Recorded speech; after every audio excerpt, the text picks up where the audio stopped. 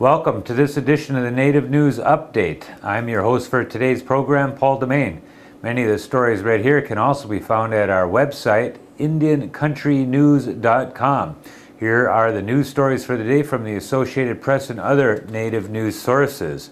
A former music teacher who regularly had students sit on his lap during class was convicted June 4th of molesting a female student at an Onondaga reservation school and faces up to 7 years in prison.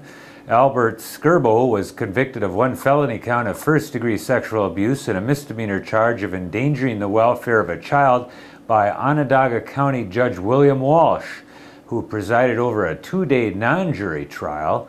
Walsh found Skirbo not guilty of second-degree sexual assault against a child, a felony, and endangerment involving a second victim. Skirbo, walking hand-in-hand with his tearful wife, had no comment as he left the courthouse. Walsh scheduled sentencing for August 12th and allowed Skirbo to remain free until then.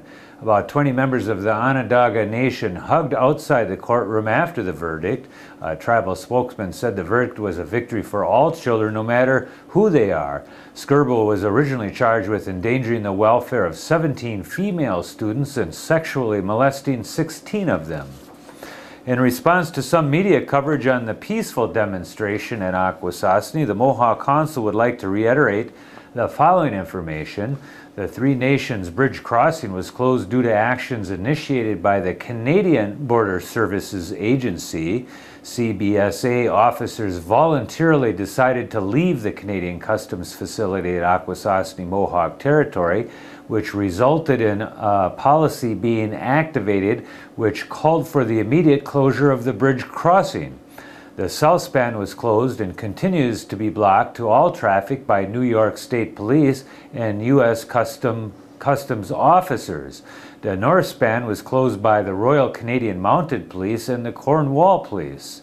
With the reopening of the north span the evening of June 1st, Akwesasne Mohawk Police Services has been stationed at the foot of the north span to facilitate the flow of Akwesasne residents across the bridge. Since first being notified of the arming initiative, the Mohawk Council at Akwesasne has expressed its opposition to CBSA officers carrying firearms in the community of Akwesasne.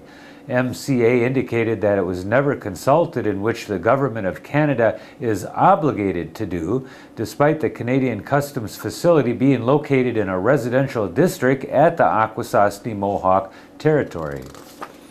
A uranium mining company has asked a federal appeals court to review an April decision that proposed a uranium mine site in western New Mexico is on American Indian land.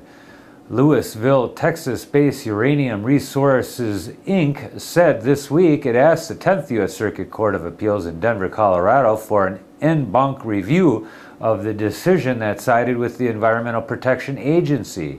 A 2-1 decision made on April 17th by 3 judges of that circuit court requires URI subsidiary Hydro Resources, Inc. to obtain a groundwater injection permit from the Environmental Protection Agency, which delays the company's plans to mine for uranium near Church Rock. The company already has a state groundwater injection permit. Hydro Resources, Inc. had challenged an EPA ruling that the mine site was on Indian land. The site is totally surrounded by the Navajo Nation. The Anishinaabe Nation declared a 4-day period of mourning on June 3rd for the passing of Maynard Sam George. Sam passed away early that morning, surrounded by family and friends. Grand Council Chief John Bocage, on behalf of the 42-member First Nations of the Anishinaabe Nation, has issued the following statement. It is with deep regret that I declare a 4-day period of mourning to acknowledge the passing of our good friend and leader, Sam George. I ask all First Nations, leaders and citizens of the Anishinaabe Nation to remember and celebrate Sam's life and contributions to our nation. George was a citizen of Kettle and Stony Point First Nation. During the occupation of Ipperwash Provincial Park, his brother Anthony Dudley George was shot and killed by an Ontario Provincial Police sniper on September 6, 1995. Sam led the legal battle to call the government and the police into account for the incident. A memorial service was scheduled for Saturday, June 6 at his home at Kettle and Stony Point First Nation. The National Indian Gaming Association applauded the United States House of Representatives on June 2nd for passing the Native American Heritage Day Resolution 2009, labeled HJ Resolution 40, and supported by the National Indian Gaming Association, the National Congress of American Indians, and other national Indian organizations. The resolution designates Friday, November 26, 2009 as Native American History Day. The resolution was introduced by Congressman Joe Baca of California and now moves to the Senate for consideration.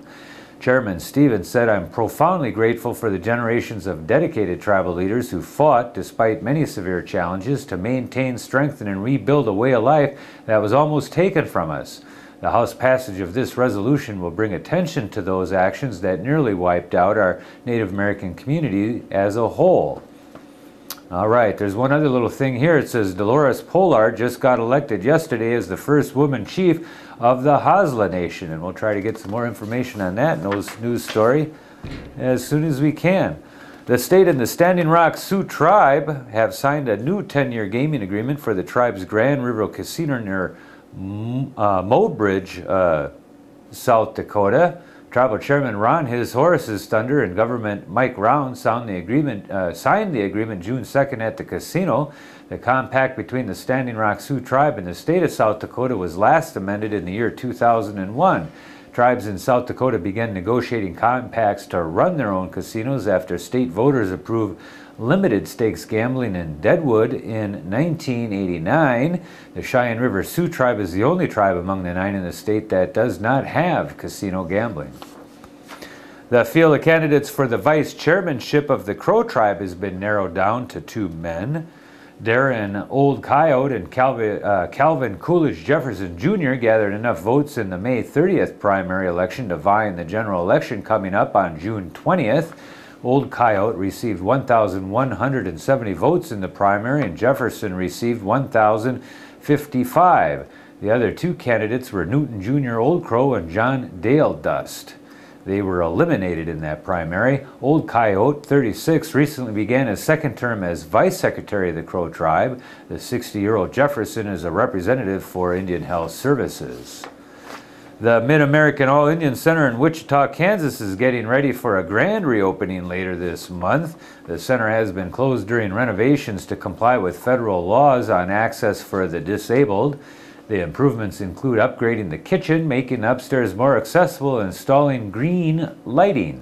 The free reopening celebration is scheduled for evening of June 26th here, and everyone is invited to come down and attend that reopening celebration. The Mid-American All-Indian Center is a cultural center and museum that seeks to preserve American Indian heritage through education, classes, lectures, and exhibits on Native Americans. And that is the latest roundup of news from Indian Country on this edition of the Native News Update. We want to thank our underwriters for helping us with this broadcast. Stop it again for the next edition right here, and have a good day.